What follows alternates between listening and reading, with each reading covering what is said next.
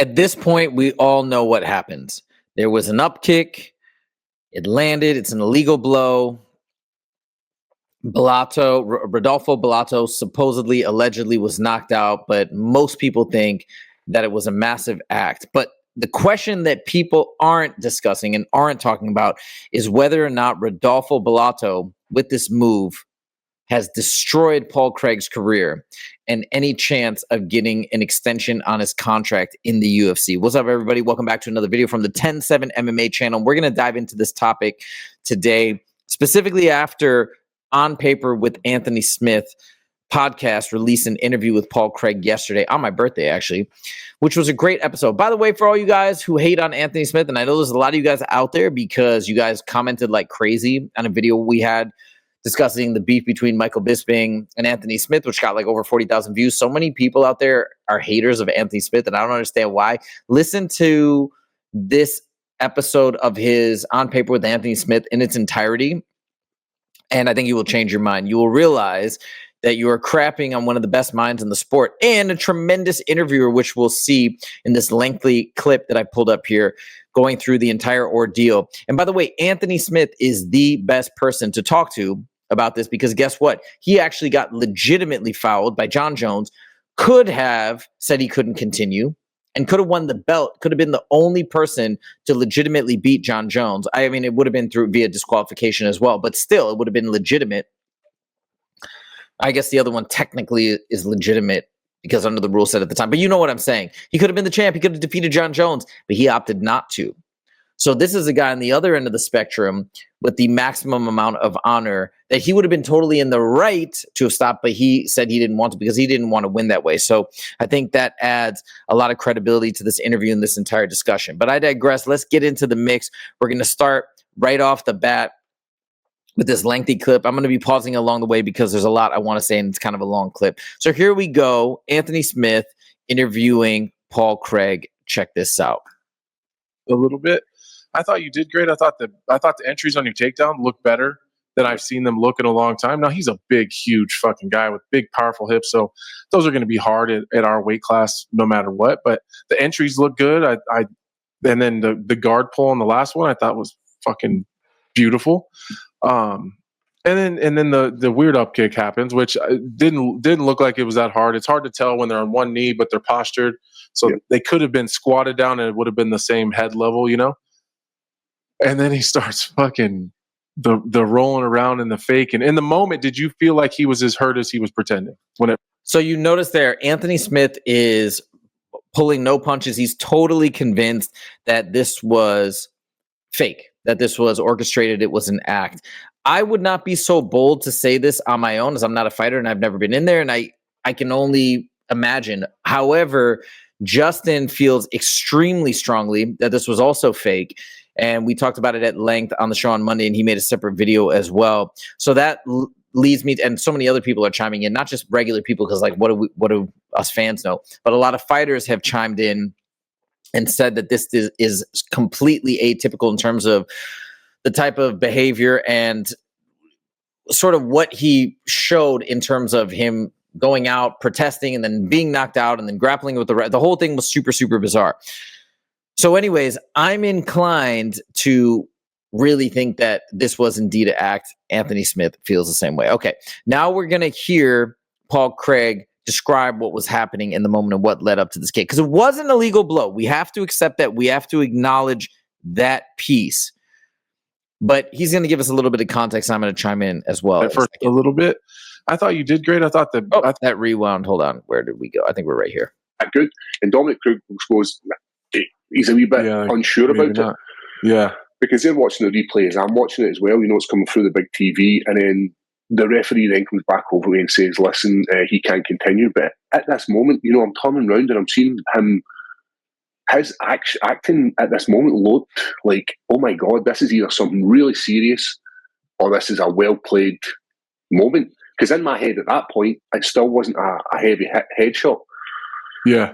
And then I then watch back the footage and I'm like, right, I can see it does look like it's a deliberate foul, right? I get it. This is probably a good outcome because he looks like he's pretty seriously hurt. Remember, this is still in the heat of the moment. And then I get out and I do my interview and I'm still not really seen a proper replay it. But the more I go back and I watch this, and the internet then divulges it and shows you, like, slows it right down, and then they're like, look at this moment, and take away from that foul, right? If it's a foul and he can't continue, then that's fine. That's a separate thing. Mm-hmm.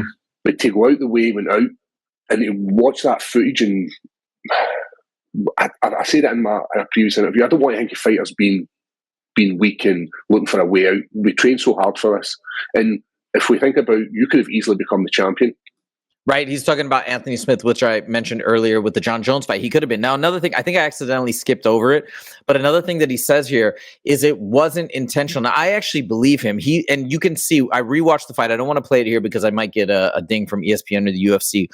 But he does throw multiple up kicks right prior to the one that landed. And he said, I was aiming for the collarbone, but then he moved, and then that caught him in the face, and that's what caused this whole debacle.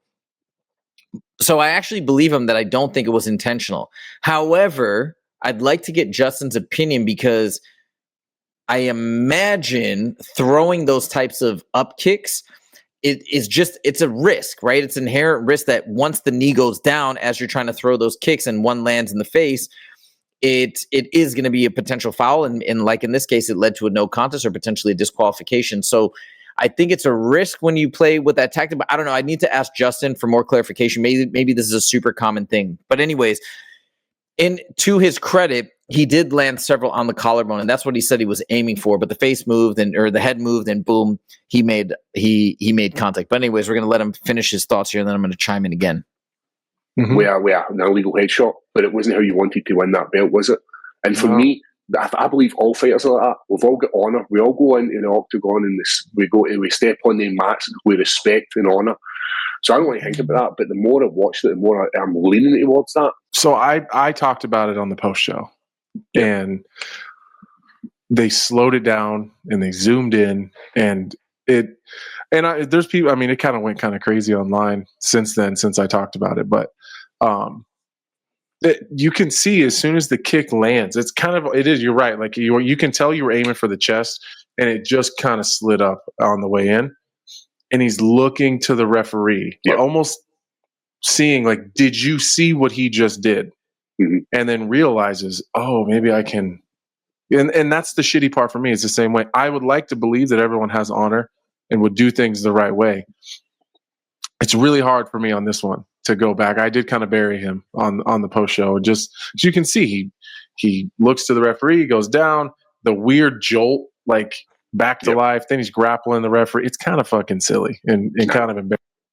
All fighters are saying this. Justin James on this channel is saying that Anthony Smith, who's one of the biggest names in the sport in terms of commentating and just having an eye for the sport, and he's not one to mince words. He's an honest guy. When he's telling Paul Craig, by the way, that he's looking better than ever, he also said at one point, he's like, dude, I tell you the truth.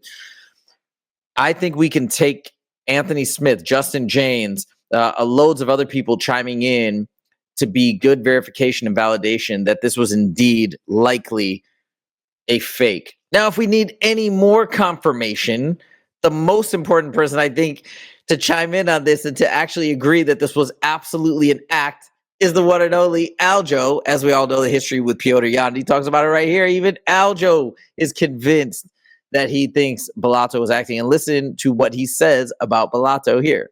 It just looked really bizarre. I've never seen anything like it. I don't think the world's seen anything like that. But I will say, if there is an acting award, if that is an act, I think this man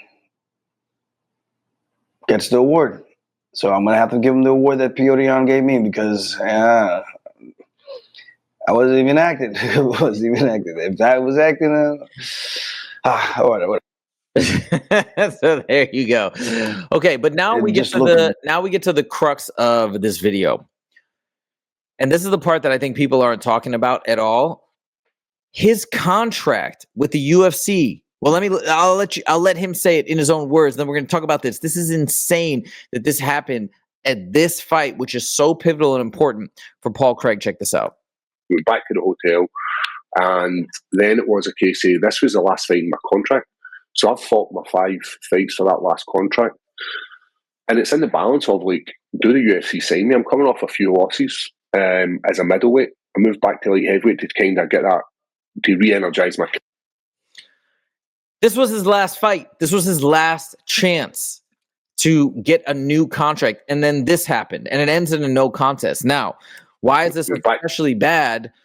Look at his record, okay? And by the way, I made it this long because look at some of the people he's beat. I mean, namely Jamal Hill, former champ, Nikita Krylov. He's got some big names on his resume that he's beaten. Even further down, he's beaten some really big names in the sport. But unfortunately, his last 3 fights were all losses. He lost to Bo Nickel, which was a close fight, actually. Caio Borralho, who's an amazing fighter. Brendan Allen. And now this was his chance. This was his final shot. And this happened. So if this doesn't get you upset, I don't know what will. I mean, you listen to him in this interview, he seems like he's heartbroken. And I don't know what the UFC is going to do. 3 in a row, kind of 4 in a row, if you want to think about it like that. It's not a win.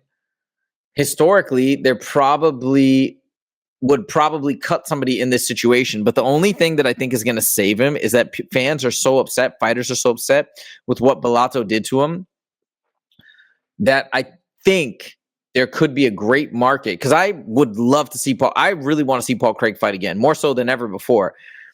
I think we'd love to see him fight again, be on the main card of a fight night, or even a numbered card. I think would be incredible. So I think that could save him. I think I could see the UFC extending it at least by one contract, or by one fight, excuse me. And then maybe if he gets a win, they could extend it, etc. So let's see what happens. Let's put out some good vibes. You know what? We don't need a petition anymore for John Jones. Forget that fight. Who cares? We need a petition for Paul Craig. That's what we need.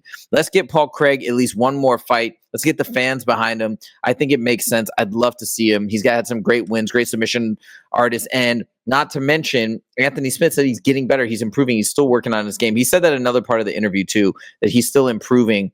And so let's get him in there. Let's get him back there. Let's not have him go out in this way. Ladies and gentlemen, this is the situation. Literally, with that decision to pull that flop and eject early and go for a no contest, which I don't understand the whole. I just don't understand it. But he may have destroyed Paul Craig's career, and it's a travesty. So I just wanted to shed light on this. If you guys missed that interview, by the way, go ahead and check out that entire episode with Anthony Smith on paper. Great podcast, great interviewer.